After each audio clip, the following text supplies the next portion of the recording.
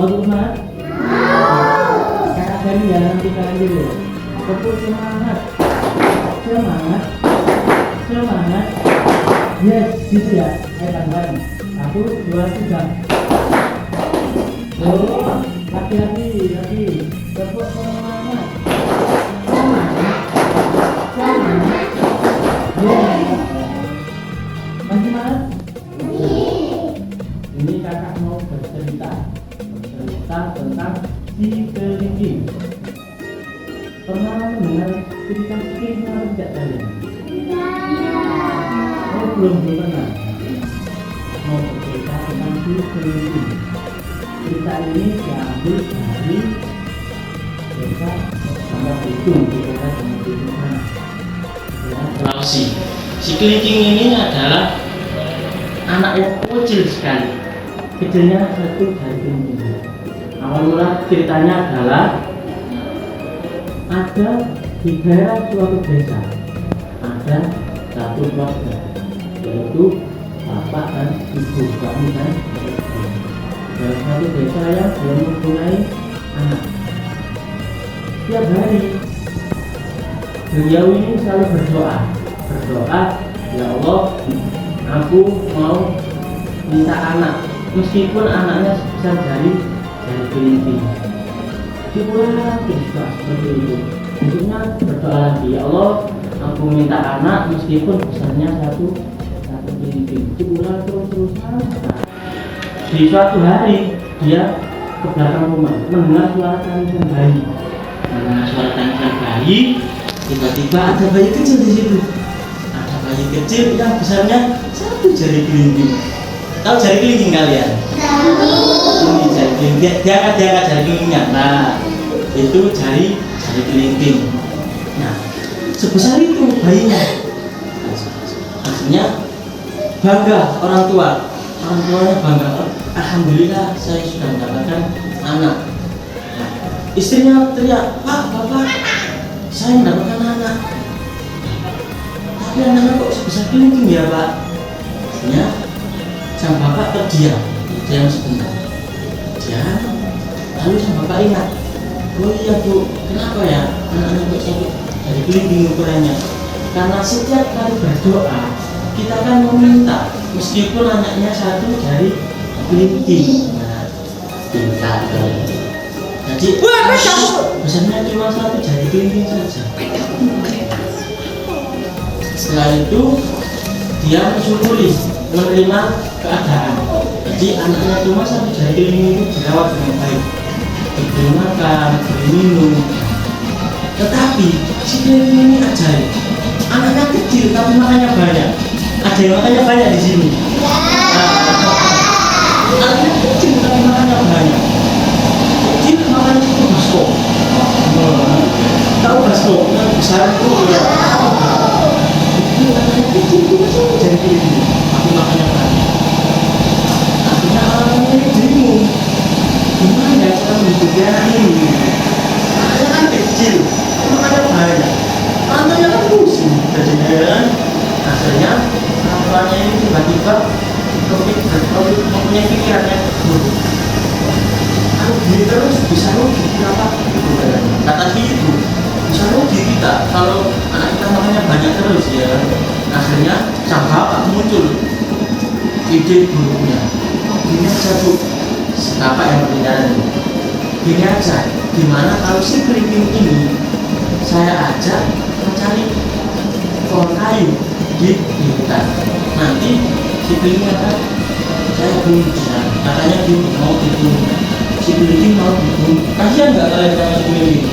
Kasihan ya kan, sudah kecil dibunuh lagi dia. Akhirnya diajak di hutan. Si bapak kan pohonnya mau lobo, si kelinci nggak boleh pindah. Kelinci utang di situ aja ya. Nanti bapak bantuin katanya. Ketika sudah ditebang, dia kan pohonnya runtuh. Masih kelinci. Setelah itu bapaknya tidak 3 kali, kelinci. Oh, nggak ada jawaban. Jadi dia sudah mati karena ketika pohon besar. Semuanya pulang. Si bapak pulang ke istrinya, bilang, Bu, ini sudah saya bunuh dengan cara menyimpan yatim pohon, gitu kan. Akhirnya setelah bercerita lama, terdengar dari luar pintu, Pak, Bu, kok suara ini setinggi? Akhirnya terdengar lah, keluar, kelingking kecil, anak pohon besar, pohon kecil punya pohon besar, ya, anak kaget tuh, masih hidup di dalam hatinya, masih hidup, gitu kan? Bagaimana nggak? Saat mencari kelingking bisa ada pohon besar, kalian buat pohon besar? Wah, nggak keluar kalian bukan si kelingking berarti. Nah, akhirnya kelingking setelah di rumah membawa pohon besar, kalian terlera-lera. Bisa ya, kelingking kecil ada pohon besar.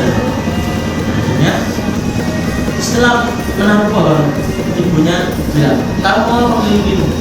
Saya mau makan bu, saya lapar. Akhirnya si kelingking masakan nasi sama tahu apa? Seperti tahu tempe itu loh, 4 sehat 5 sempurna, ya kan? Setelah itu makan banyak nih, 1 baskom full dia bisa sendiri. Setelah itu besoknya lagi bapaknya mikir, gimana ya ini cara membunuh si kelingking gitu. Nah, akhirnya menemukan satu cara lagi, yaitu dengan cara ditimpai batu yang besar. Jadi si bapak mengajak si kelingking menuju bapak mencari batu di hutan. Akhirnya sang bapak mencari batu kecil, dari kecil lebih besar, dan selalu besar batunya mau dicopet. Tujuannya apa? Untuk membunuh si kelingking. Akhirnya si kelingking disuruh diam di depan batu. Sang bapak mencongkel batu. Akhirnya si kelingking tertimpa oleh batu. Badannya kecil tertimpa batu, otomatis kan nggak bisa gerak, ya kan? Nah, nggak bisa gerak, dipanggil lagi sama si bapak 3 kali. Kelingking, diam. Selama 3 kali pemanggilan nggak ada satu respon.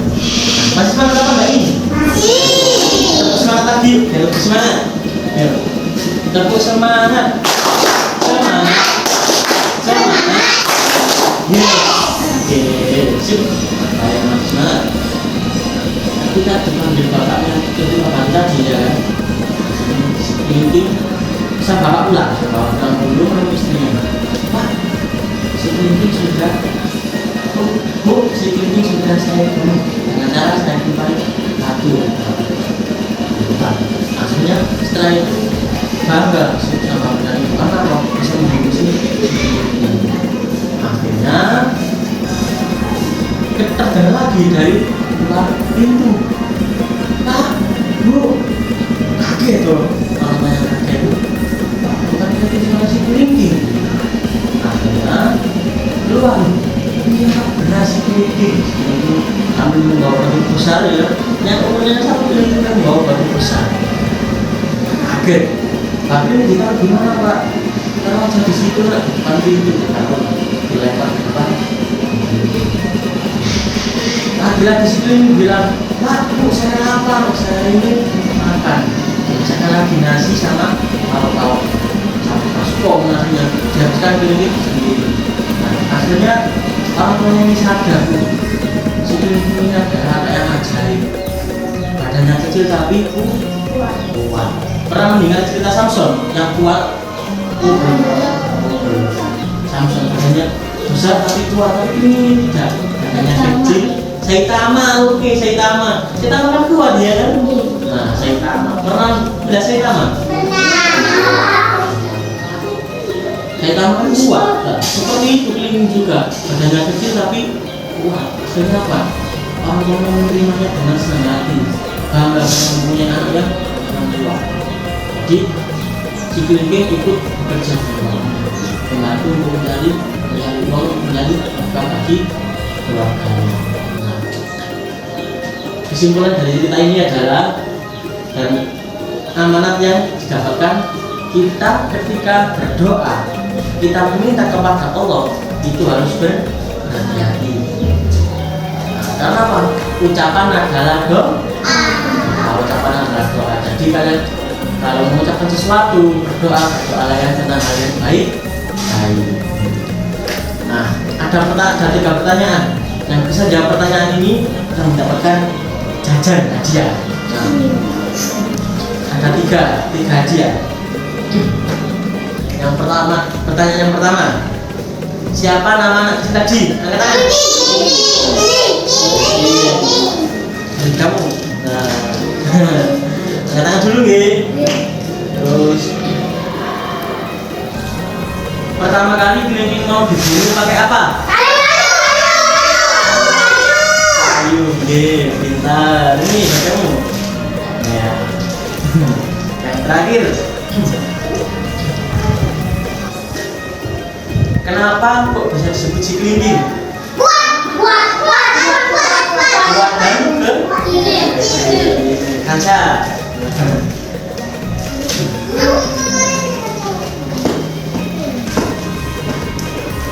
Sudah nih, selesai ceritanya. Tepuk semangat lagi, biar kalian semangat, oke? Tepuk semangat.